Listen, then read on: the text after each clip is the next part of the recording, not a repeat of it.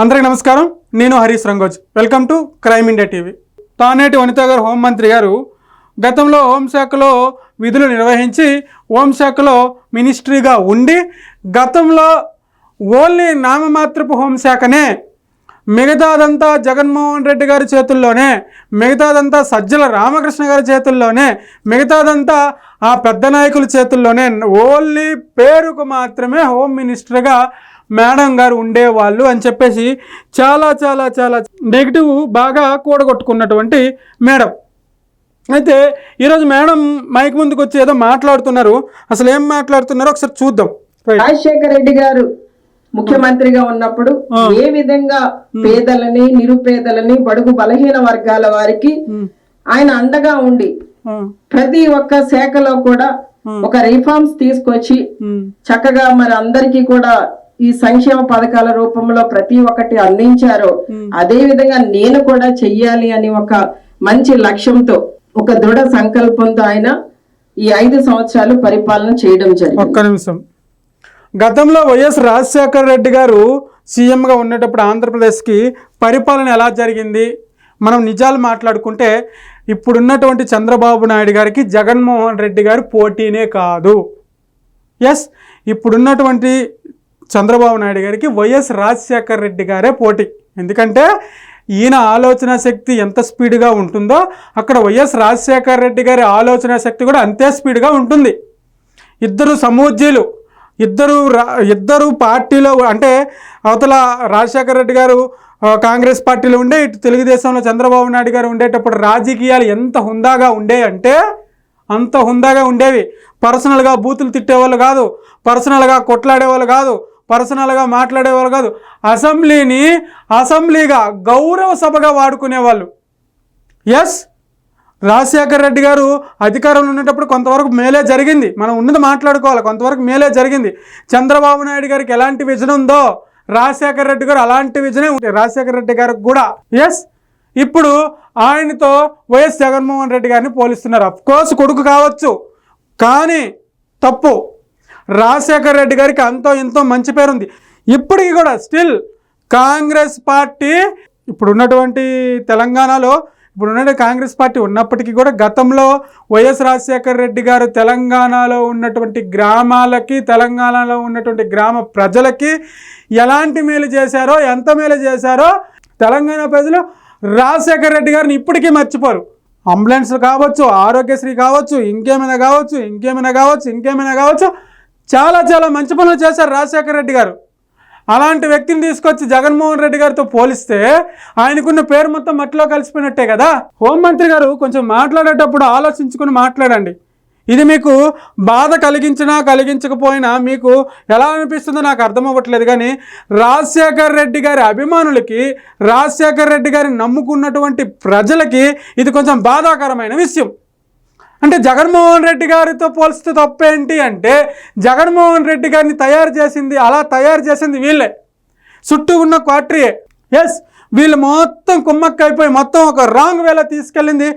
ఏదైతే ఉందో ఆ క్వార్టరీ ఆయన్ని ఈ విధంగా తయారు చేసింది, ఈ విధంగా రాంగ్ సైడ్లో తీసుకెళ్తుంది, ఈ విధంగా రాంగ్గా గైడెన్స్ చేస్తుందని చెప్పేసి నెంబర్ 2గా ఉన్నటువంటి పార్టీలో నెంబర్ 2 వ్యక్తి అంటే జగన్మోహన్ రెడ్డి గారి తర్వాత పార్టీలో ఏ అంశాలపైన కూడా నిర్ణయాలు తీసుకోవాలంటే విజయసాయిరెడ్డి అనే పేరు తెచ్చుకున్నటువంటి విజయసాయిరెడ్డి గారే బయటకు వచ్చిన తర్వాత క్లియర్గా చెప్పిన విషయం ఇది. మరి అలాంటప్పుడు రాజశేఖర రెడ్డి గారితో జగన్మోహన్ రెడ్డి గారిని ఎలా పోలుస్తారు మీరు? తప్పు కదా పోల్చడం. అంటే పరిపాలన మీద దృష్టి పెట్టారు. ఏదైతే మేనిఫెస్టోలో చెప్పారో అవన్నీ కూడా నెరవేరుస్తూ చెప్పనివి కూడా చేసి చూపించారు. అంటే గత 5 సంవత్సరాల్లో పరిపాలన మీద దృష్టి పెట్టారు, చెప్పనివి కూడా చేసి చూపించారు. ఏం చేశారు చెప్పండి? వైఎస్ఆర్సీపీ పార్టీ హయాంలో ఉన్నప్పుడు ఏం చేశారు చెప్పండి? ప్రజాధనాన్ని వాడేశారు, ప్యాలెస్లు కట్టేశారు, మందు బ్రాండ్లు దింపేశారు, కొత్త బ్రాండ్లు తెచ్చేశారు, ప్రజల ఆరోగ్యంతో ఆడేసుకున్నారు. ఇంకేం చేసేశారు చెప్పండి? అమరావతి రాజధానిని కుప్పకూల్చేశారు, పోలవరం ప్రాజెక్టు పక్కన పెట్టేశారు. ఇంకేం చేసేశారు చెప్పండి? పలాని చేసే ఆంధ్ర ప్రజలకి గత 5 సంవత్సరాల్లో మేము ఈ కార్యక్రమం చేయడం వల్ల ఈరోజు కూటమి ప్రభుత్వంకి ఆ కార్యక్రమం వల్ల ఇన్కమ్ వస్తుంది, ఆదాయం వస్తుందని ఒక్క పని చెప్పండి. ఒక్క పని చేసేసామని చెప్పండి. పోనీ ఏం చేసేసారు? అన్ని చేసేసాము, ఇన్ని చేసేసామని చెప్తున్నారు కదా హోమ్ మినిస్టర్ గారు, గతంలో ఎక్స్ హోమ్ మినిస్టర్ గారు. చెప్పండి ఏం చేసేసారు?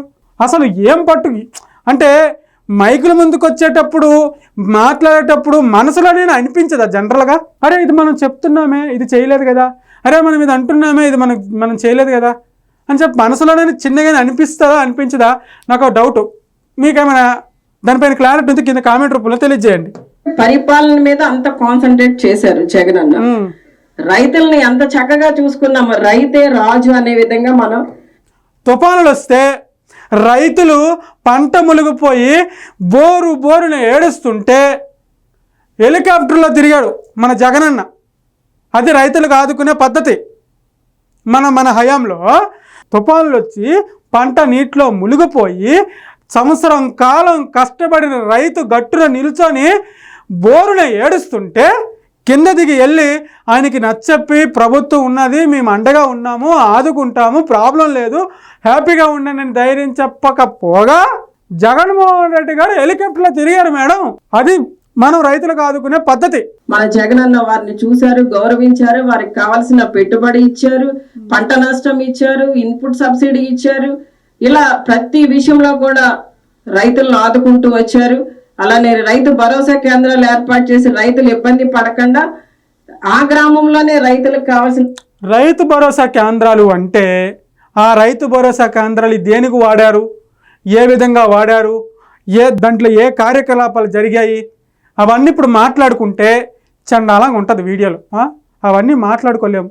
రైతు భరోసా కేంద్రాలు పెట్టడం మాత్రం పెట్టారు, కానీ దేనికోసం వాడారు అవి, ఎలా వాడారు అవి? కొన్ని ఫొటోస్ వచ్చాయి. గత 5 సంవత్సరాలు అలా వాడారు. ప్రతి ఒక్కటి కూడా రైతు భరోసా కేంద్రాల ద్వారా అందించడం జరిగింది. మరి ప్రతి పంటకి కూడా జగనన్న చక్కటి గిట్టుబాటు ధరను కూడా ఇచ్చారు. మరి ఈ రోజున ఆ పరిస్థితి లేదు. ఇంకా సూపర్ 6 అంటారా, ఇంకా మనం దాని గురించి మాట్లాడడం కూడా అనవసరం. అసలు వాళ్ళు ఎంతసేపు కూడా అధికారంలోకి రావడానికి అసత్యాలు చెప్పి ప్రజలను నమ్మించి మోసం చేసి దగా చేసి ఈ రోజున అధికారంలోకి వచ్చిన తర్వాత ప్రజలను మర్చిపోయారు. సూపర్ 6 కోసం అంటే నేను గత 4-5 వీడియోలో చెప్పేశాను, మళ్ళీ చెప్పడానికి బోర్ కొడుతుంది మీ అందరికీ. సూపర్ 6 అనేది ఇస్తారు, కానీ ఇప్పుడున్నటువంటి యువతకి, ఇప్పుడున్నటువంటి ప్రజలకి సూపర్ 6 అయితే నాకు తెలిసి అవసరం లేదు. ఇప్పుడు కావాల్సిన కంపెనీలు, ఉద్యోగాలు, ఉపాధి కల్పన, రాష్ట్ర అభివృద్ధి అన్నీ మనం ఆల్రెడీ మాట్లాడేసుకున్నాం. సూపర్ 6 కోసం ఈ వైఎస్ఆర్సీపీ పార్టీలో ఉన్నటువంటి కొంతమంది వ్యక్తులు సూపర్ 6 అంటే ఇక అది చెప్పి నాకే చిరాకు వచ్చేస్తుంది. అంటే గతంలో ప్రజాధనాన్ని దోచేసి ప్రజలకే పనిచేసినట్టు ఇప్పుడు ప్రభుత్వం మళ్ళీ అప్పులు చేసేసి మళ్ళీ సూపర్ 6 నిర్వహించేవాలి అనేది వీళ్ళ ఉద్దేశం. కానీ ఇప్పుడు ఉన్నటువంటి కూటమి ప్రభుత్వం అలా చేయదని నేను అనుకుంటున్నాను. ఎందుకంటే ఇప్పుడు ఆంధ్రప్రదేశ్ని తొందరగా డెవలప్ చేయాలి. సింపుల్గా చెప్పాలంటే సూపర్ 6లో అవి పక్కన పెట్టండి అబ్బా. మనకి ఉన్నటువంటి ఇన్ఫ్రాస్ట్రక్చర్స్ వల్ల, మన రాష్ట్రానికి ఉన్నటువంటి వసతుల వల్ల, ఖనిజ సంపదల వల్ల మన రాష్ట్రం ఒక ముంబైతో పోటీ పడగలదు, ఒక ఢిల్లీతో పోటీ పడగలదు తెలుసా.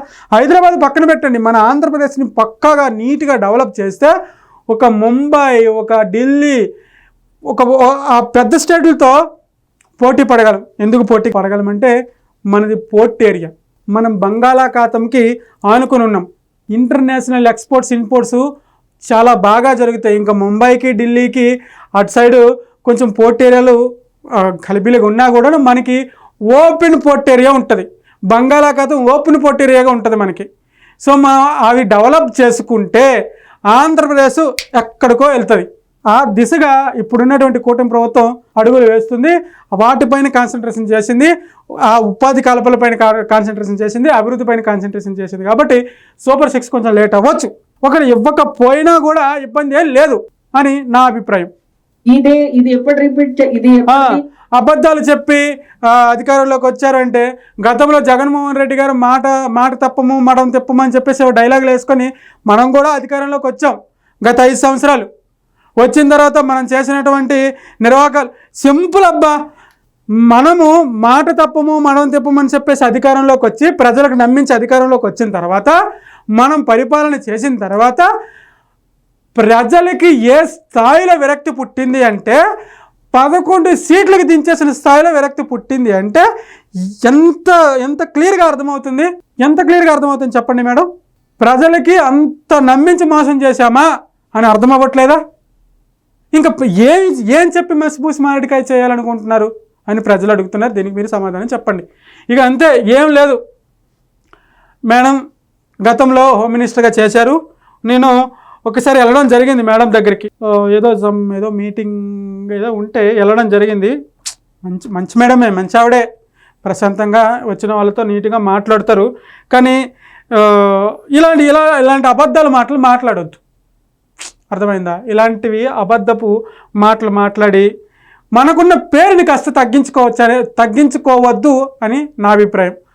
మీ అభిప్రాయం అంటే కింద కామెంట్ రూపంలో తెలియజేయండి. Thank you.